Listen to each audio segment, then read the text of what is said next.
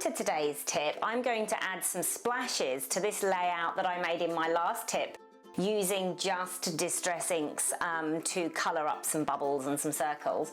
I've just got some plain pigmented ink here, and all I'm going to do is I'm going to move my photograph out of the way. I'm not too worried about my title because it's black and this is going to be black. Now, to create those really lovely splodges that we get, you have to come up super high, and then you just drop down a splash. Now, the higher you go, the bigger splash you get. I'm going to go a little bit higher because I really love the effect, but I want it to be super splashy. And as soon as I've done a few, I will show you on the camera how fabulous those splats come up. Can you see that? They look like stickers. They're incredible.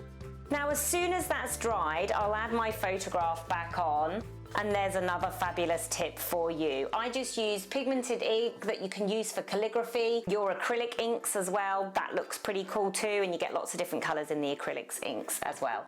So I hope you've enjoyed this one. It's super fun. Be careful that you don't make a mess of your desk, and I'll see you next time.